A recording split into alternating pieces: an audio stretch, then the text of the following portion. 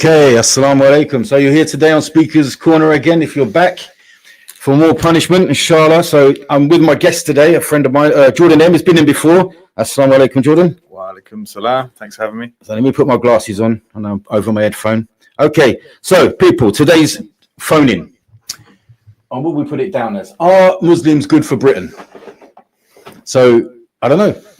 I don't know. Let's have a look at that, inshallah. You know what I mean? I don't know if we're good for Britain. Let's see. So we've done a little bit of research, but if you have any suggestions why Muslims are good for Britain and how we input into the society, the economy, the culture and the customs and the history of the country, then this is your chance to let us know, inshallah. And text in or call in. I don't mind if you think that we're not. If you're someone that thinks that Muslims are bad for the country and you have an opinion on that, then don't be shy. You can still call us or text us and let us know. We'll try and deal with it, inshallah. So Jordan, brother, we are both, you've been a Muslim now, how long? 7, 8? So coming on to 8, I reckon now. 8 years, inshallah. Yeah. Okay. In that experience of you being a Muslim for 8 years, before I go into a monologue, which I was probably going to do. Yeah. Do you think, generally speaking, it's been a positive in vibe with the community, or do you think that you think we could do better? We're doing good enough, or?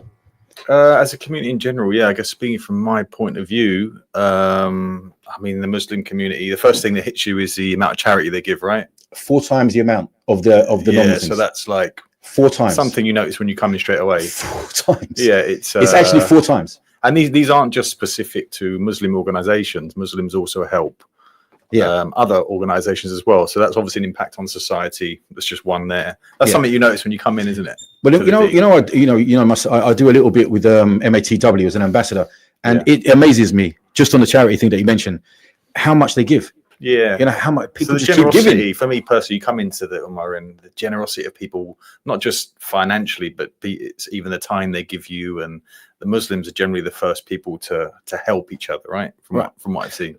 So you're saying the manners and the hospitality, I would say that's a strength, and the charity, which kind of ties into that whole thing, doesn't it?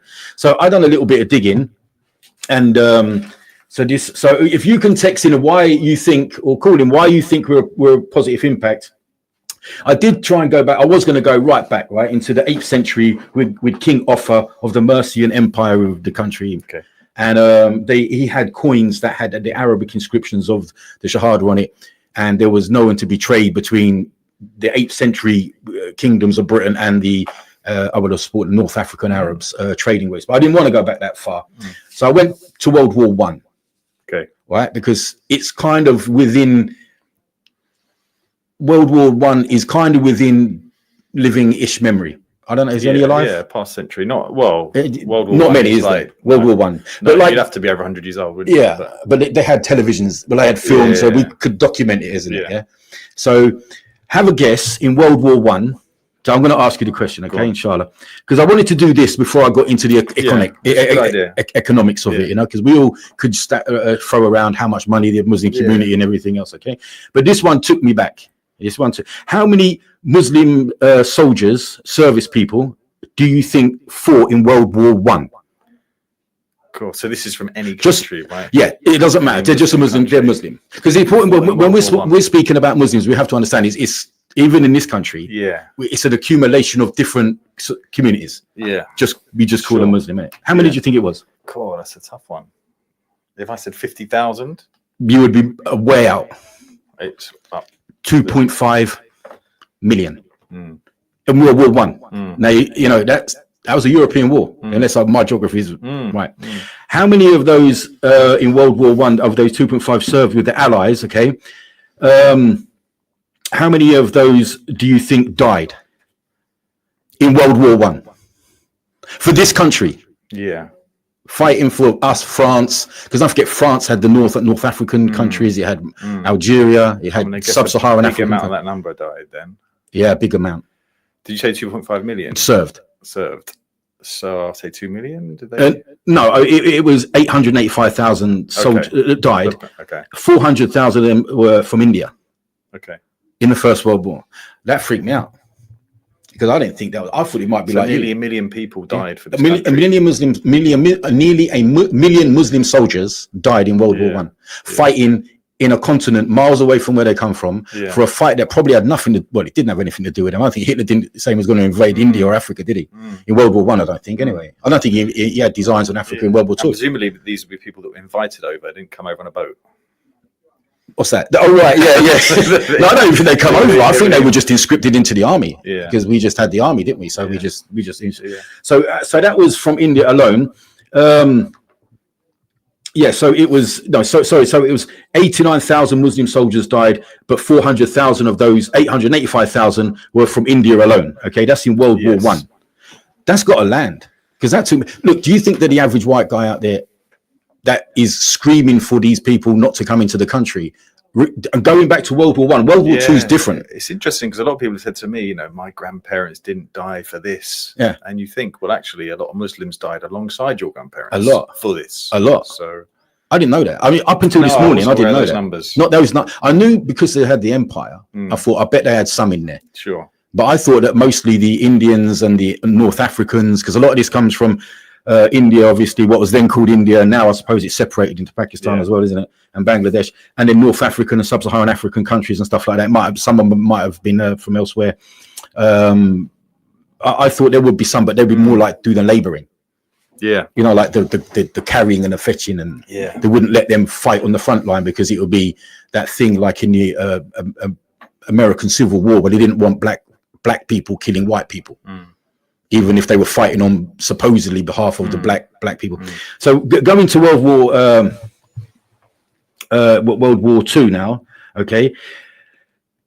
How many do you think fought for the Allies? Because I tried to look for Britain, but I couldn't get specifics on Britain. How many Muslim soldiers do you think fought for the Allies in World War II? You're not going to get this. It's even more, isn't it? Yeah, it is. So, I am gonna go for 3 million. You're not far off. It's no. Go again. 3.5. No, go up. 4. 5.5. Wow. 5.5 million Muslim soldiers fought in World War II. Now, World War II is within. There's still some alive, isn't there, from World War II? So that's like your granddad. Yes. Would it be your granddad's granddad? Isn't it? Maybe, I don't know. How many of them do you think died? Approximately how many Muslim soldiers are estimated to have died? And we've got this according to the National Muslim War Memorial Trust. Okay, so you can look up these numbers. A couple million. Nearly. Okay. 1.5 plus million Muslim soldiers died. And were they mainly Indians as well? Well, no, it said that it doesn't give specifics, but a lot of them probably would have been. Yeah. But there was a lot of North Africans and Arabs as well, because don't forget we had a lot of the Arab countries involved as well. But it doesn't. But wherever they were from, 1.5 million Muslim soldiers died in World War II.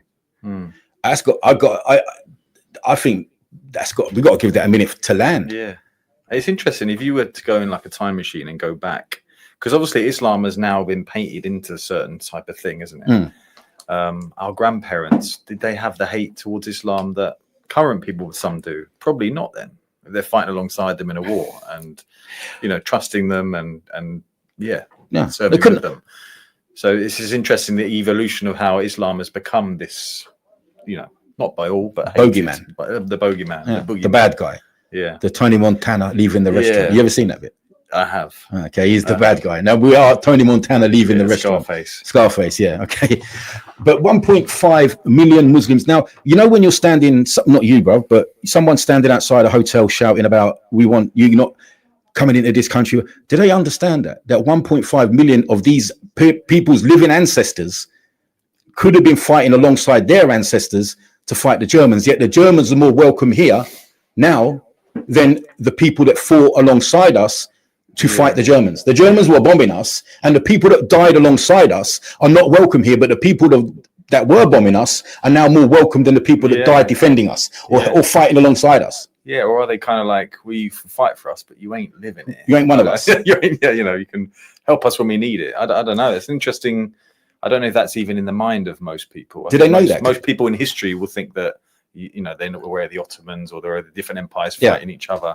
Not necessarily that fought together. Just a number for me this morning, because I thought I'd do a little bit of research. And when I looked at 1.5 million died, I thought, I didn't even think that many fought in the war. Yeah. That's a lot. I mean, and then it struck me, the only difference between the Germans and let's say the Pakistanis or the Africans or the North Africans and the Arabs, is that the Germans are white. So they can come here and it's all good. Yet their ancestors, literally their granddad or great granddad, would have been involved or possibly involved in the Second World War with their granddads or our granddads or great granddads, I suppose it would have been. But we don't have a problem with it. We have a problem with the people that helped fight alongside us from a war that was in a different continent. Yeah, it's mad. Do you know what I'm thinking about? Is we have these armistice days, and which fair right, but we commemorate people that pass in the war. You kind of when you hear those stats, because it's kind of been hijacked into a patriotic kind of like white English thing, isn't it? That they're the ones that commemorate it. But when you think about it, everyone has lost people in that war then. So it isn't just a white British patriotic thing where you turn up and you kind of sticking your fingers up to the Palestine march next door. It's but Palestine at that point there was wasn't it a British colony, because we ended up doing the deal with the other lot, didn't we? Giving it to them. We gave it to them, basically. But it strikes me as a bit I don't know what the word I'm trying to look for, ungrateful. You come over here because that war had nothing to do with India or what would now be called Pakistan, Bangladesh. That war had nothing to do with North Africa. I mean, it just landed on them. That was Hitler just trying to take parts of Europe, weren't it? Really? Well, I mean, this sort of stuff's important. It gets out there, isn't it? I wasn't aware of those numbers either. Not those numbers. No, I would never have thought those numbers. Okay. So it says I wrote it down. It was made up from India, Africa, the Arab legions, and the North African and East Africa. So we must have had people. How many Muslims now do you think are serving in the British Army or the British forces now? It's less. It's a lot less now. 10. and they're getting chased out. Now 450. Okay. So something's gone wrong, isn't it? And out of them, they are allowed to pray. They are allowed to have a beard. They do have a halal and a kosher diet plans in the armies and the Navy and Air Force, but it's just significantly dropped, isn't it? So that's that. So when you look at, I don't know if this is something I'll talk too much about. When you look at foreign policy and who we are actually invading, you can understand why Muslims aren't joining up, can't you? I don't want to join up.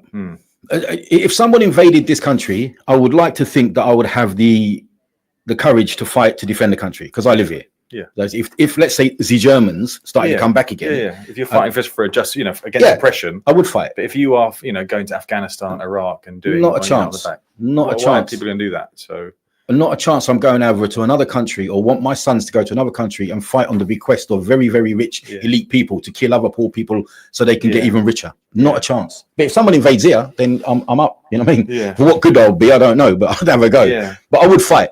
So that's the historical. I didn't want to go back further than World War One, World War Two, but World War One, World War Two, we can talk about because it gets used all the time, doesn't it? Sure. The people that follow Tommy and his rhetoric. World War, we did this, mate. You weren't alone. When we talk about the Americans saving us, we should be talking about the Indians and the Russians saving us because they. I mean, how many people do you think Russia lost in the war, Second World War? Oh, even more, right? Oh, it was. I'm gonna. I've heard. Polish, but Russian soldiers. I think it's in the 50 million mark. Something is crazy amount of. It's crazy amount anyway. But anyway, so I thought that for me is enough to debunk a lot of their bull crap. Yeah, so I guess what that's just as Muslims have always been here and even fought for what we have now. So then they fought in the war. A good start, yeah. So they fought in the war, and then after the war, they was invited to come here and help rebuild the country that the Germans had blitzed and bombed. And it was the Americans that lent us the Marshalltown loan. You remember that? And they wanted, when we paid that back? No. At the end of Margaret Thatcher's reign. Okay. So the Americans didn't give us anything. They lent us money and it was called the Marshalltown loan. And I think I said it right. And then we had to pay it back. And in the meantime, we've asked the people from the West Indies, from Pakistan, India, Africa, and other countries to come here and rebuild the country with us and pretty much do the jobs that we didn't really want to do, like work on the railways, work on the buses. And they actually become quite good jobs at the end of it all, especially the underground and the railway. They become quite decent jobs with good pensions and everything else. Sure. And still people hate them. Yeah. Still people hate them. So what's the nearest to the world wars now? What would be the nearest sort of catastrophe that we had? Do you think, like as a world? I mean, I'm not talking war now. What do you think it was? Remember it? It wasn't that long ago. What do you mean catastrophe? Like loss of lives? Yeah. You're not going to say COVID, are Yeah. you? Okay. All right. I was going to help you out. The C word. I was going to Yeah. see if I can find another word for it. Yeah. Now, so we could at that time, I mean, you can have whatever opinion you want now, but anyway, most of the people at that time had an understanding that was a world pandemic, and people were dying. We can't deny that people did die of COVID. Of course they did. Okay. But the Muslim doctors and nurses were disproportionately high in the front line of that. Out of the 21 doctors died in this country from COVID while serving as doctors. 10 of them were Muslim doctors. And how much of the population did they make up? What, the Muslims? Yeah. 5? 6, 7. Let's say 6 or 7. If there's a few illegals in there, we can't count them all in it. Okay. So let's say 7. But 10 out, that's nearly half of the doctors in COVID died of COVID. Who were they helping? Because as far as I knew, COVID didn't discriminate. It didn't discriminate. No, it didn't care. Okay, it didn't care. I'm going to try and read this out because it mentions the J word, and I'm always nervous to read them texts out. I have to read them myself, and I can't read it because it's not coming. So you're getting texts in already? Yeah, but this screen ain't on. The back staff should know that the screen to my left isn't on, and that was quite busy last week. But the screen in front of me is on, but I can't get a text. Okay, I'm going to read this first because it says about the Jewish people, so I'm going to be careful. Yeah, I can't read that. I'm not that I disagree with the sentiment, but I couldn't read it on radio. Okay, and it just wouldn't be worth it, bro. Rejig it a bit, and I might read it. Actually. So with the nurses, the nurses and the doctors were disproportionately put on the front line of COVID. Yeah, and we know that they're disproportionate in general, aren't they? On the front line every day of NHS. We know that a vast majority of doctors and nurses are from Muslim lands or British Muslims. How do you think, Jordan, if you was talking to someone that was demonstrating outside a hotel, or anti-Muslim, everything's anti-Muslim, and how do you think it would land on them if you said, you do realize that 1.5 million Muslim soldiers died in World War II? Do you think that'll take a lot of do you think they'll be I weren't ready for that particular number. Yeah, it'd be good if someone called in, because I don't know if they have a differentiation between, there's this big thing about people coming over on boats, calling them illegals. Do they have a problem with illegal migration? A lot of them say they don't, but then you'll see in their manifestos, or you'll see people like Tommy say that, Islam is a threat, is an issue. So then you're really putting all Muslims in, aren't you, in that sense? But who does he think the threats are, Tommy? Because you know yourself, Jordan, he's on a roll at the minute. He's on. I don't know what he's on. Some traction. Yeah, I can't put my phone on without his mug coming up on it. Yeah, he can't seem to do anything wrong at the minute. He's getting. I think he's capitalizing on. We currently have a real issue, cost of living crisis. We have the government have made some awful decisions. They've lied to the public about immigration. So they've said they'll get immigration down to tens of thousands. And it's doubled and tripled and whatever. So I can kind of see why people are not trusting politicians. And then you get someone like Tommy coming along saying, actually, it's them, and I'm going to do this. And people are latching onto it. I think they're misguided by it. Yeah. But in a way, you can kind of see what's happened. He taps into the fear. Yeah. You make people scared. You can do anything. Yeah. But my thing is always to these people that are outside hotels. Why are you outside hotels? Like, they're not all Muslims. Those people that come over. They're from all over. And if these people are fleeing, or even if you think they're people that are taking the mix, there's a lot of narratives about them. They're danger to our kids and all that. The government is allowing this to happen. They've set the situation up, so you should be outside government buildings. Yeah. Why would you be shouting at? I think on the September the 3rd, is it? I don't know. So it was sometime in September. He's got that big march, hasn't he? Yeah, I heard he's got a big march. 13th. I thought I was going to say. Yeah, I'm not free. Otherwise, I would love to. You're not going, no? Surprise! No. But that'd be interesting, wouldn't it? Because I am. Me and you, we're against many of the things that they talk about. But if we turned up, we'd be completely, killed. Are alive? Sorry, I don't know. It would be. So yeah, I don't think we could go there. I have to be honest with you. But I think it would work out badly for me and you as white Muslims going to a Tommy rally. I don't think the tolerance level would go that far. Yeah, personally, but when all of this, the girls help our children. These are British children that are our children too, isn't it? Of course. You know what I mean? Where do you think they come from? But like I say, if we went along, it wouldn't be about the children anymore, would it? He's always what if it was about the children? Look, I'm on this level, right? If we're talking those gangs, okay, and I don't know what I can or can't say on the radio, so I have to be a bit careful. If we're talking those gangs that they keep talking about, which take advantage of young women, young girls, and use them in horrible ways. Okay, now my opinion on that is I detest it, but it's not the religion that makes them do that. Yeah, because the religion would be the solution. The solution to that, exactly to these individuals. Yeah. So what would be the punishment for that in Islam? Capital. They wouldn't. Right, they wouldn't be. It's not the religion that's doing it, is it? So, but why does Tommy always like to cite the worst or the lowest denominator? And it's not like this doesn't go on in other communities, by the way. It's like it happens in all communities. So he's just hyper focused on a particular community. That's what he is. Okay. Why doesn't he say? He's always gaslighting people about these type of gangs, the grooming gangs, and he's gaslighting people about the illegal immigrants. Why doesn't he tell them about the people that work in the NHS? Why didn't you tell him about the care workers? Why didn't you tell him about the factory workers or the cab driver or the honest normal bloke that is just why are you? It's like me saying, these Christians, the Ku Klux Klan, the ones that burn people on crosses and they run around with white capes on, and use that as a representation for Christianity. These are a tiny amount, yeah, and they're very sort of niche in the you wouldn't, would you? No, but he does that to scare people. Okay, I'm going to try and read this again. The same brother text in. So I have to. Over 500 million have died, but it's been hijacked and known as the Holocaust. Many Jews. Okay, I'll read that in the break, brother. Okay, because it's quite a long text, and because it's some things you got to be very careful, unfortunately. So anyway, Jordan. The problem is people think that maybe Muslims are not an asset to the country. What's the biggest asset that you think Muslims bring to the country, bro? The biggest asset? Yeah. Money? Right, that's big, yeah. What's bigger than that? Islam. There you go. So, yeah, that's true. That's true. So from our point, I thought about that when I was driving here. I thought, from my point of view, Islam is a great thing. Muslims are a great thing for the country. That's right. I've managed to find the truth from it. But obviously on a...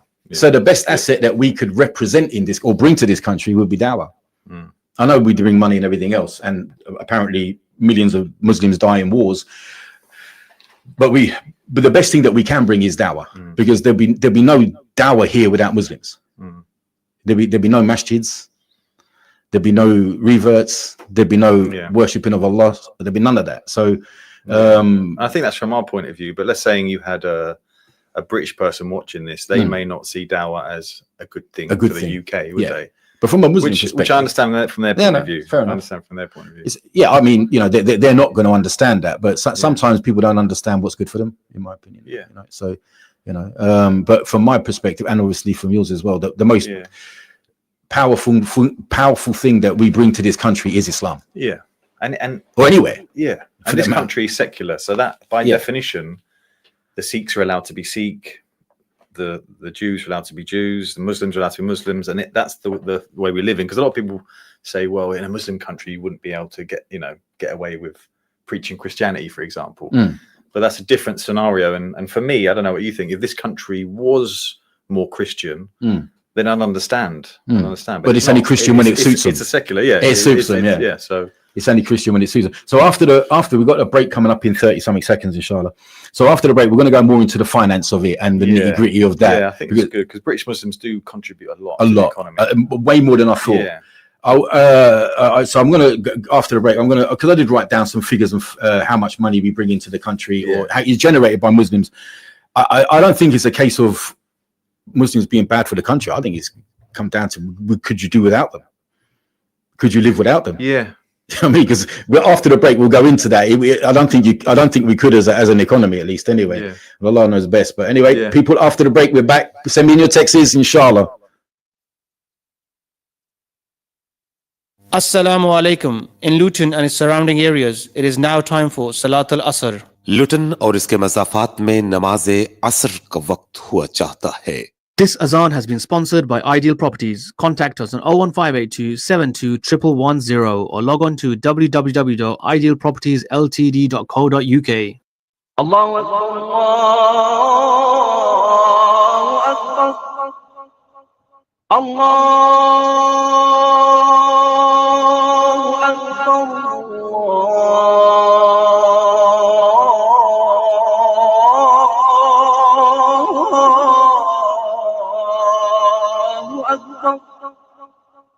Ashhadu an la ilaha illallah.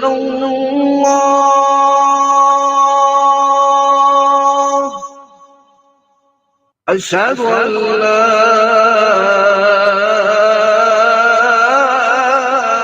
إله إلا الله.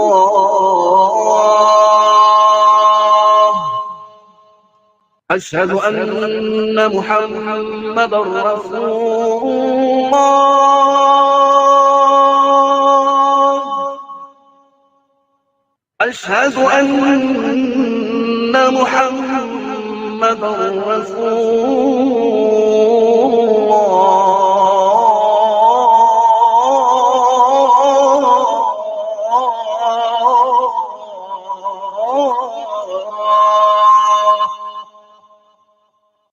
حي على الصلاة،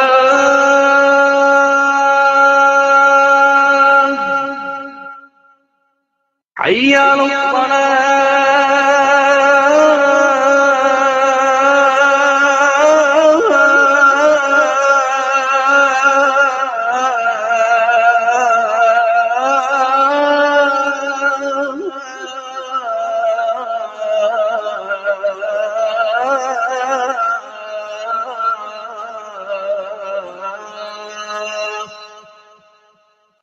حي على الفلاح،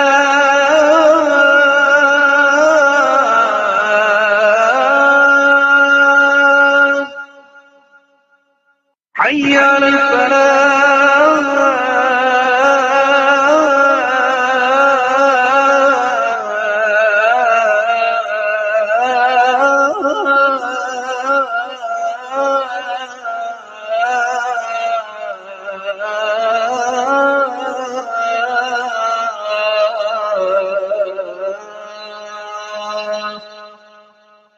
الله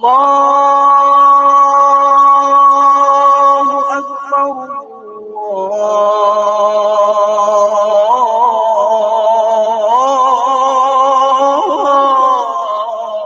الله أكبر. لا إله إلا الله. اللهم رب هذه الدعوة التامة والصلاة القائمة آت محمدا الوسيلة والفضيلة وابعثه مقاما محمودا الذي وعدته إنك لا تخلف الميعاد. Would you like to sponsor the azan? If so, give us a call on 01582 481810 or email us on info@inspirefm.org.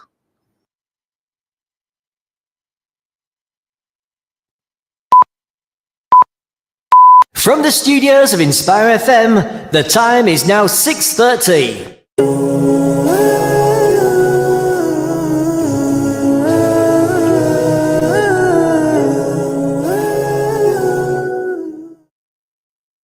Okay, assalamu alaikum. You're back on Speaker's Corner with Jordan M and myself. Assalamu alaikum. Bruv, Jordan. Well, we're going to go into a little bit more stats now because we had I wanted to put the first part of the show about the world wars because I think it takes away the numbers. 1.5 million Muslim soldiers died in World War II. And we're going to repeat this because I took a long time this morning for that to sink in. Okay. And if any people out there are screaming and shouting about Muslims this, Muslims that, just remind them of these figures. 1.5 million Muslim soldiers died in World War II. I'm going to keep saying it actually. And was it 885,000, 89,000 died in World War I in a continent miles away from where they come from. Anyway, I'm just going to keep saying, I might even come back to it again later on. Jordan, have you ever flown from Heathrow Airport? Yeah. Do you know who owns it? Who owns most of it? Well, pretty much, yeah. Who owns most of it? You got Adran or ARDRAN. Okay. Right. So that's a Muslim country. 32%. Qatar owns 20%. Saudi Arabia owns over 15%. So that's what I can see people going like this. Yeah, Oh, God, don't fly from there. If you're that staunch on Muslims, don't support the football teams that they buy. The Saudi royal family own more of London than the king, and don't fly from Heathrow Airport. And the rest of it is made up by Singapore, Australia, and China. I think Singapore's got 11.2, Australia has 11.8, and China has 10% of Heathrow Airport. So economically wise, you're made. We've used their money as investments, haven't we? Massively. All right. So how much money do you? I know you probably know this, don't you? How much they contribute? Yeah, annually. As 70 billion. I got exactly. How did you guess? It's just a guess out of thin air. Yeah. So it's annually is 70 billion pound, right? As you just said. Okay. Now, when we say Muslim community, we are talking Pakistani, probably be the largest ethnic group of Pakistanis in the country, of Muslims in the country. Then you got Bangladeshis, then you got Arabs, North Africans, Somalians, and Sub-Saharan Africans, and everything else. But I would imagine that Pakistanis make up a large chunk of that. Yeah. Now, 42 billion from the Muslim workforce. That's tax, isn't it? Right. 24.7 billion from Muslim businesses. Now, you know the guys that are screaming and shouting about Tommy and all the rest of it. Do you think they've ever generated 24.7 billion in business? No. Probably taking it out on benefits. Okay. How much do you think that? So they're also giving jobs as well, aren't they? Yeah. And another one, you know, you mentioned charity early on. Do you know how much it is that we give in charity as Muslim community every year? Is it a couple billion? It's nearly that. It's 1.79, no, 1.8. Yeah, so it's quite a lot, which is 4 times the national average, like we said earlier, isn't it? You know, so that's a lot of people. Now, so that's financial pounds and pence in the economy, 70 billion. Do you think that we could take that out of the economy? No. I think any sensible person would realise that if all Muslims would go home tomorrow, that would significantly impact the country in a negative way. Yeah, well, imagine we all got on boats, planes, whatever we did, and that 70 billion just come out the economy with us. That's a big hole. Not only that, it's who would fill the gap of the workforce and everything that does that. Where would you get them from? Yeah, so you've got NHS, right? You've got the NHS, you've got transportation people, you've got civil service people. Okay, civil service. How many Muslims are in the civil service? Oh, I don't know. You know, off the fudge and done all this. There's 18,220 civil servants. That's 5% of the civil servant workforce. Yeah. Considering that they only make up 5 or 6%, that's quite high up on the ladder, isn't it? You know what I mean? Obviously, we know if you've ever been to a hospital or a chemist or a doctor's, there's a high contingency of Muslims working in there, isn't it? Always. No, well, I know when my dad was very, very ill before he died, he had African Muslim doctors and nurses and you know, Asian and everything else. Some of them from where's that country? Malaysia. Yeah. Lovely people. Mashallah, beautiful people. You know, they done things with my dad like wipe his backside that I wouldn't do. I wouldn't work my job to do it, but you know, in the sense that it was their job. I would never volunteer for that job. No. And there's a lot of people like me that take for granted that these people do that work. Yeah. And I'm not moaning about them, am I? Do you ever see if these people are so staunch on their beliefs, Jordan? Yeah, they don't fly from Heathrow, as we said. Okay, don't support the football teams, and definitely don't go to the NHS. No, if your life's in danger and you get stuck in A&E, you're going to get, like you say, Malaysian nurses, Nigerian nurses, Pakistani doctors. So be interested in some of these people that. Yeah, mate, if you're going to stand on your principles, if you're going to stand on your principles, stand on them all the way. Why doesn't Tommy cite these people as examples in the community? Why is he not citing doctors and people like this? Why is he always citing the lowest denominator from the bottom of the swamp? Because that's where he's from, the bottom of the swamp. When you're at the bottom of the swamp, that's how you think. Okay? I'm going to read this text message out, but I think this brother's a bit... the same one. Yeah, it's just, I mean, I would love to answer them privately, but you know, in a radio station, I have to respect the platform and everything else. So, Jordan, take a wild guess of how many thousands of people are in the National Health Service that are registered as that are Muslims. God, no idea. 46,000. Okay. That that's a lot. So 46,000 in medical. Yeah, doctors and nurses. Yeah. And healthcare workers. That's the people Do you know that go what around. percentage that is of the total? No. Okay. Can you work it out? No, I don't know. No. What the total is, but, well, it'd be interesting though, wouldn't it? Yeah, it would, yeah. From what I've seen in hospitals, they are the vast majority. But it's not just I'm that; not it's the saying there healthcare aren't many workers as well. English- You know, the ones that come round to somebody's house yeah, that look after the old people. They come and feed them. They cook them some food. yeah, And maybe clean them up and give them a little wash. It's them as well. yeah. I mean, you know, God bless them, man. I couldn't do that. You know what I mean? That's you know, I'm not that strong. No, mashallah, these people are better than me when they do these things. 81,000 jobs created by Muslim businesses a year, annually. So they're not taking from the workforce; they're adding to the work. You know, like they're not. Yeah, Yeah, they're not. and it's worth noting that many of these people will have been immigrants, wouldn't they? Second, 2 generations ago, or even these would have been people that. I don't know whether they would have been because now we've established the World War thing, and that their grandparents were invited over to their great grandparents were invited over to die for us in the World War. Then their grandparents were invited over here to rebuild the country. I don't think we can call them immigrants. I can't use that. They would have been, yeah. They would have been. Yeah. Yeah. I mean, these people would call them that. I can't call them that. No way. Yeah. Education now, Jordan, teachers and alike. Okay. Because you have to be smart to be a teacher. So that rules me out. You have to be willing to be smart and work for not much pay. Yeah. And yeah. So and I'm asking you to play the guessing game. 11,000 Muslim teachers and 12,000 teaching assistants. I think they're the ones that stand in the class and help because they're quite big classes now. So this is really positive contributions to like education, National Health Service, entrepreneurship, charity. This is like, what else do you want people to do?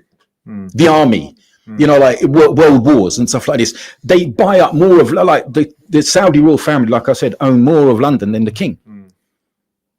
So what if they just pulled the plug on all that? Yeah. Never to mind where we get our oil from. We stuffed without that, won't we? Okay, transport again, bro. We've got a significant workforce in London Underground, London Transport. And you ever been in a taxi? Yeah. Where's always an Aki. It's always an Aki. You can always have a conversation. Glad you said that. But no, it's a job that it's a job that we don't want to do, isn't it? Yeah. Like people think of a taxi driver as like, it's just an easy, low life or lowly job. I don't think that, by the way. But it's an honest day's graft. You're driving people around.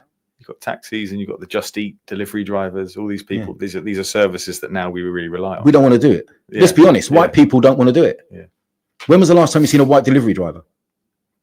Well, I don't think I've ever seen one. But see what I'm saying? We complain, or they complain, but we don't want to do these things ourselves. But we complain when they do them, like they complain when they do them. I'm not going to say we because we don't complain about it. I don't. When my pizza comes, I don't care who delivers it. Okay. Let's talk about major Muslim companies now. I haven't heard of these, perhaps I'm not going to lie. EG Group, have you heard of them? No. They must be big because it's on the list. Best Way, yeah. Are they big? They're shops, in it, or whatever they are. Yeah. Well, they're Muslim Cash and company. carry kind of. Yeah. Boohoo, I've heard of that. Yeah. What do they do? Clothing brand. Oh, is it? Yeah. Well, okay. Well, it's a clothing brand. But again, these are big Muslim companies. Well, London. What's London? The main industry in London. What's the main industry in this country? But Jordan's come here says, it's a quiz. I feel like who wants to be a millionaire? I need some phone a friend. You know what it is. What do we do? 70% of the income of this country comes from finance, from selling finance, isn't it? Okay. Yeah. In London, that's how we generate a lot of money, isn't it? Okay. 85% of Europe's Islamic banking is done in London. Yeah. And there will be a lot of money in that. Yes. A lot of money in that. So let's not have that either then, yeah? Yeah. Should we get rid of that? So we're going to get rid of all the peri-peri shops, all the taxi drivers, all the nurses, all the doctors, and 85% of Islamic banking in Europe. I don't think they understand this, do they? No. That's how the world works. Yeah. That's how the world works. We get a call in to explain. Yeah.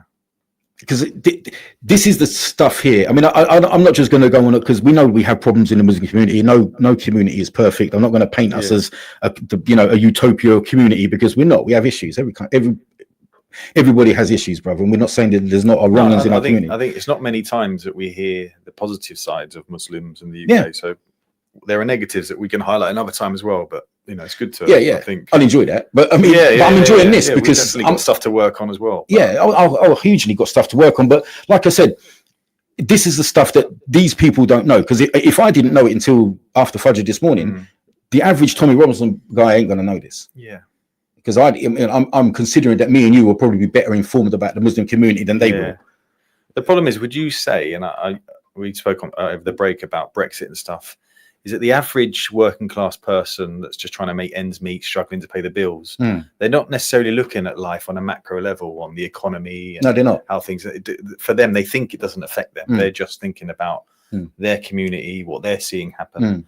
So, but I think it's good to definitely give this information. You're right what you're saying, Rob. They look at it from, because sometimes we go into these arguments and what happens. But Brexit proved, like, your milk's going to be more expensive. Well, I don't care. I want less immigrants. Okay. Are you sure? Are you sure that's the decision? Like I say, I voted Brexit, but it wasn't on an immigration issue. But I think majority of people did. I think, like I said, what did they say? Not everybody all the racist people voted Brexit, but not everyone that voted Brexit was racist. So it wasn't for everyone a racist thing. But for me, I didn't vote. 51% of the country voted, and no one thought that. I think everyone, all the Remain people did was say, "You're a bunch of racists. It's not going to happen." Lazy, and that stupid. Was really bad. That was really bad. They didn't put any arguments forward. There's no counter argument. And 51% of the country who voted, most people didn't vote, probably didn't vote, but those that voted to come out of the EU. And this is the problem when you use lazy arguments. Like Muslims sometimes use a lazy argument, like I went in last week and I spoke about Tommy, when they just say everyone that listens to me is racist. No, it's not. No, they're not. Some of them are, and I'm sure all the racist people love what he says because it fits in with their little prescribed narrative of how the world works. But not all of them are. Some of them are just fed up and like they're looking at it. They don't. So when people talk about but they're coming over here because you went to war in their country, but like you said, the average guy don't look at that. No, he don't care. I just don't want to come in here. But we went to Iraq, but I don't care. I just don't want to come in here. Yeah, but we went there and we invited him over in the 50s. I don't care. I don't want him here. He's just looking at it from where he can protect his little position that he's got now, and he sees that being squashed and threatened.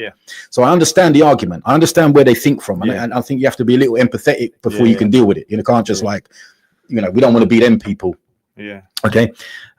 The reality is, Dowie, that the answer to immigration, to stop it all, this would be the solution to stop the boat, stop everything. Go on. Would be to stop foreign policy, take all our bases out of all the other countries, let them rebuild, let those countries sort of prosper themselves. So why that would be the solution to all of these problems. So I'll ask you this question: because people are going to go to where the prosperity is, right? Obviously. And we've destabilized those countries. There are issues going on in the countries. Some of them might not be fleeing from war necessarily, but they're going to try and come where they can feed their families and can you blame them and get a better life? Exactly, and it's been allowed to happen. So why do people, Jordan, leave their country?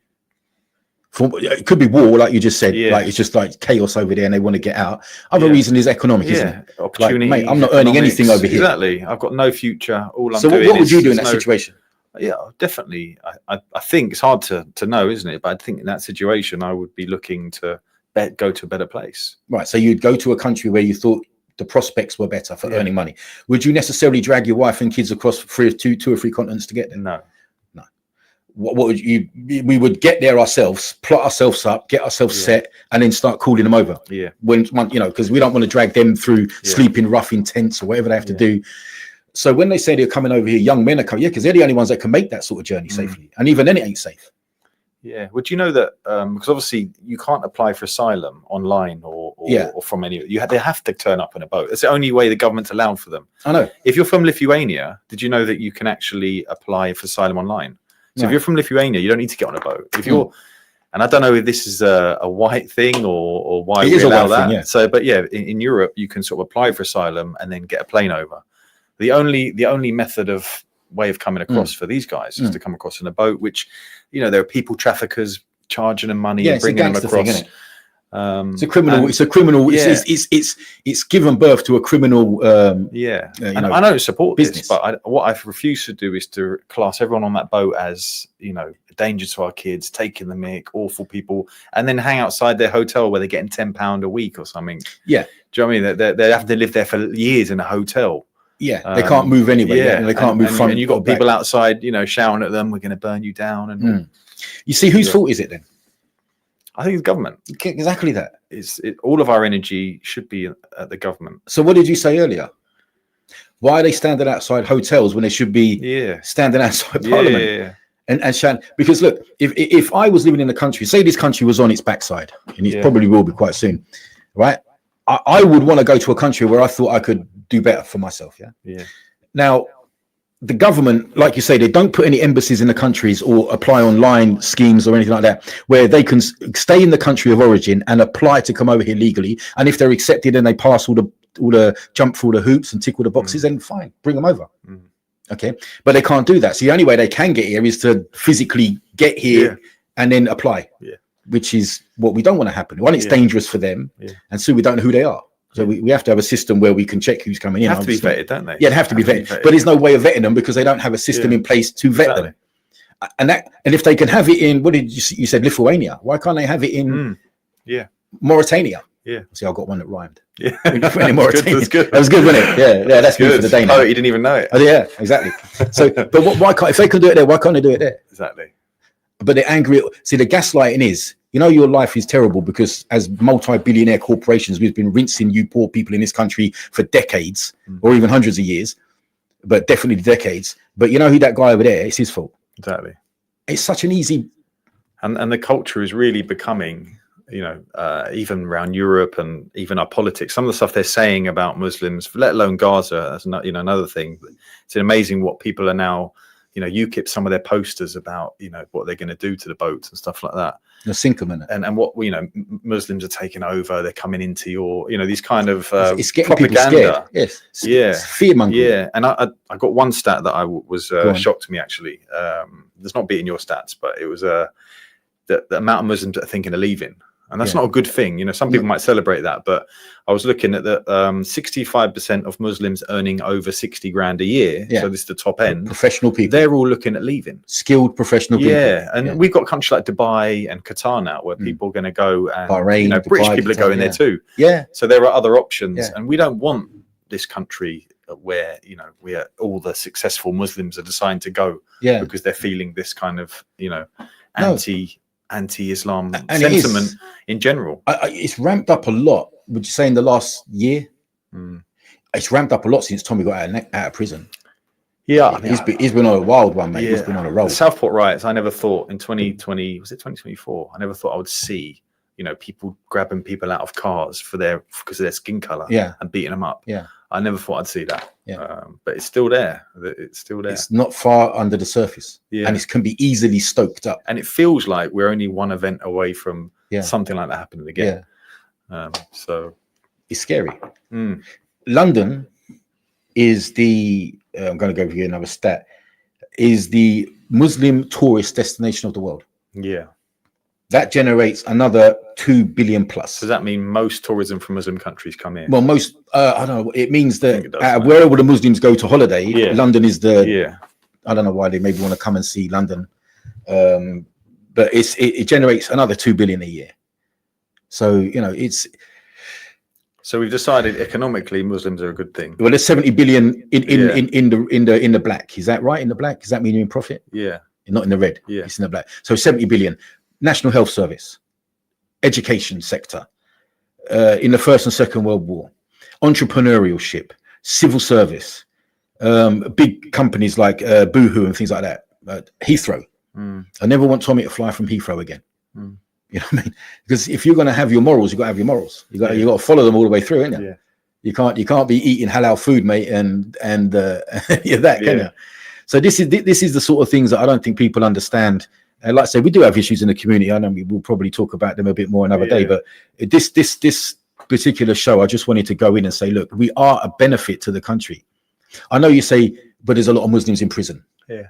Because what drives crime? Poverty. where a lot of Muslims live, in impoverished areas. Yes. Yeah. So there you go. Yeah. So like in Glasgow was the knife capital of Europe in the 1980s. And before that, it wasn't no black or brown people are doing it.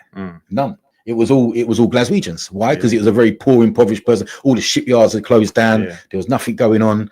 Crime and violence that's the breeding ground for crime and violence, isn't it? You know what I mean? You asked me at the beginning about sort of the difference. When you come into Islam, there was a community. I remember one thing that struck me, because when I came into Islam, before Islam, I was kind of like behind Tommy. I subscribed to him. I thought, he's someone's talking about what's going on in their mosques and things at the time, because I was pretty ignorant to it all. I just thought, that is what I thought. But I remember thinking about the grooming gang thing. I remember thinking, now I'm Muslim and what I know about Islam, I'm far less likely to be a groomer. I'm far less likely to be involved in any of that stuff, right? Can't give alcohol. You need to be married to them. Can't free mix. So all of these kind of things that have, within Islam suddenly made me realize, and it was weird feeling, because obviously people had pinned grooming gangs on Islam when clearly, when you come in and learn, you don't need to learn that much about Islam to realize it's like pinning alcoholism. That's far from Islam. Yeah, far from Islam. Yes, far from Islam. Islam is the cure to that problem, not the cause of that problem, like you said earlier. And it's like it's as absurd as blaming alcoholism on Islam. Yeah, when alcohol's forbidden. It's just it's an absurdity, because we're not even allowed to shake hands or free mix with women, according, if you follow the religion, adhere to the rules properly, inshallah. We're not even allowed to do that. So we can't, obviously them things are going to be well out of it. But I don't think that, this whole gaslighting thing that's been going on lately, I think it's trying to reach a crescendo. It feels to me anyway, like it's sort of, it's boiling up, which is why probably I mention it now. Real Talk Britain. Yes. Yeah. So Jordan and myself, see, I'm using the correct grammar now. Yeah, it's very good, isn't it? And it's good, sounded. Isn't it? So followed it with the Mars Farm Talk. We're trying to we have got the channels up and ready. We haven't got any content on them, but we will be putting content up that just specifically deals with this. Yeah.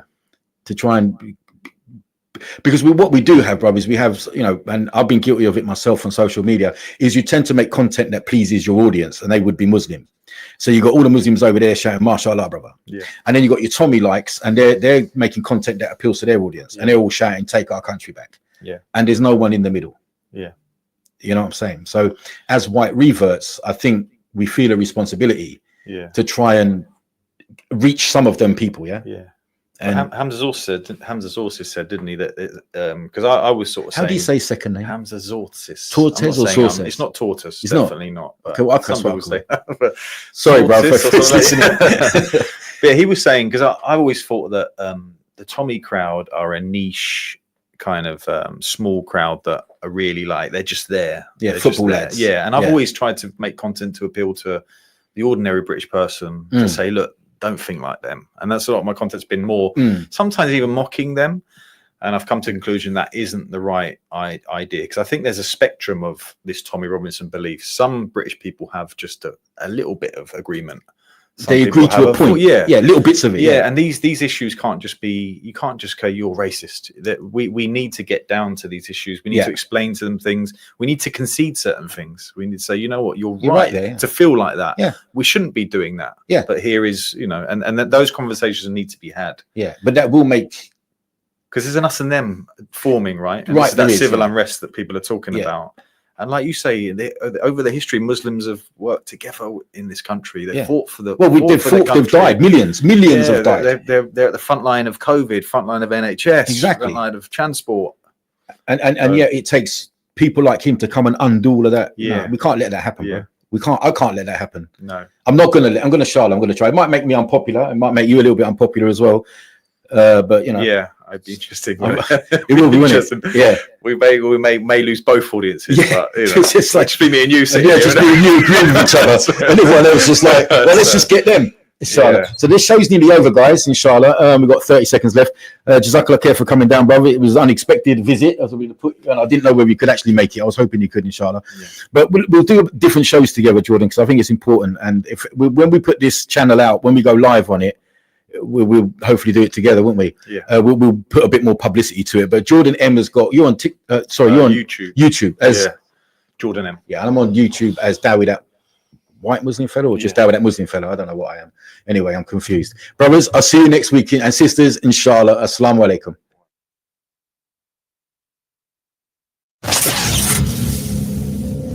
Coming up next, the